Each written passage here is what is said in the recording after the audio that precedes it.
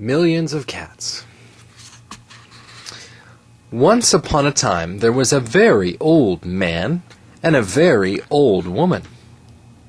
They lived in a nice clean house which had flowers all around it except where the door was. But they couldn't be happy because they were so very lonely. "If only we had a cat," sighed the very old woman. "A cat?" asked the very old man. "Yes, a sweet little fluffy cat," said the very old woman. "I will get you a cat, my dear," said the very old man, and he set out over the hills to look for one. He climbed over the sunny hills. He trudged through the cool valleys.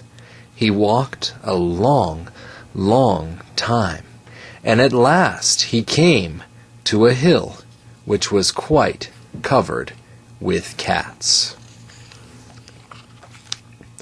Cats here, cats there, cats and kittens everywhere, hundreds of cats, thousands of cats, millions and billions and trillions of cats.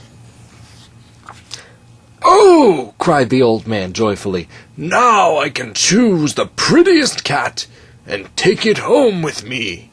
So he chose one. It was white.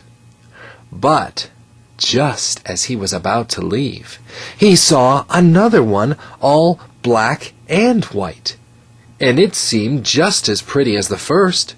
So he took this one also. But then he saw a fuzzy gray kitten way over here, which was every bit as pretty as the others, so he took it too. And now he saw one way down in a corner which he thought too lovely to leave, so he took this too. And just then over here the very old man found a kitten which was black and very beautiful. "It would be a shame to leave that one," said the very old man. So he took it. And now over there he saw a cat which had brown and yellow stripes like a baby tiger. "I simply must take it," cried the very old man. And he did. So it happened that every time the old man looked up, he saw another cat, which was so pretty he could not bear to leave it, and before he knew it, he had chosen them all.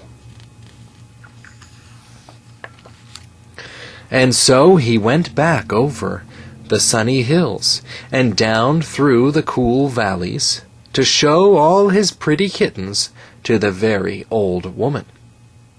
It was very funny to see those hundreds and thousands and millions and billions and trillions of cats following him. They came to a pond. "Mew, mew, we are thirsty," cried the hundreds of cats, thousands of cats, millions and billions and trillions of cats. "Well, here is a great deal of water," said the very old man. Each cat took a sip of water, and the pond was gone. "Mew, mew, now we are hungry," said the hundreds of cats, thousands of cats, millions and billions and trillions of cats. "There is much grass on the hills," said the very old man.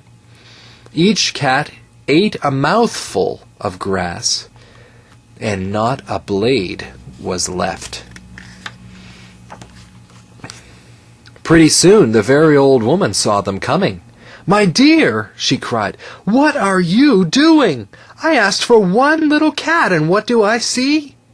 Cats here, cats there, cats and kittens everywhere, hundreds of cats, thousands of cats, millions and billions and trillions of cats." "But we can never feed them all," said the very old woman. "They will eat us out of house and home." "I never thought of that," said the very old man. "What shall we do?" The very old woman thought for a while, and then she said, "I know. We will let the cats decide which one of them we should keep." "Oh, yes," said the very old man, and he called to the cats, "Which one of you is the prettiest?" I am, no, I am, no, I'm the prettiest, I am, no, I am, cried hundreds and thousands and millions and billions and trillions of voices, for each cat thought itself the prettiest, and they began to quarrel.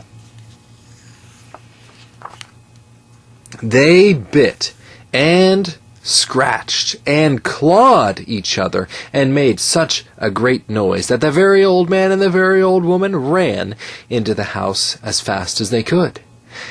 They did not like such quarreling, but after a while the noise stopped, and the very old man and the very old woman peeped out of the window to see what had happened. They could not see a single cat. "I think they must have eaten each other all up," said the very old woman. "It's too bad." "But look," said the very old man, and he pointed to a bunch of high grass. In it sat one little frightened kitten. They went out and picked it up. It was thin and scraggly. "Poor little kitty," said the very old woman. "Dear little kitty," said the very old man. "How does it happen that you were not eaten up with all those hundreds and thousands and millions and billions and trillions of cats?" "Oh, I'm just a very homely little cat," said the kitten. "So when you asked who was the prettiest, I didn't say anything. So nobody bothered about me." They took the kitten into the house, where the very old woman gave it a warm bath and brushed its fur until it was soft and shiny. Every day they gave it plenty of milk, and soon it grew nice and plump.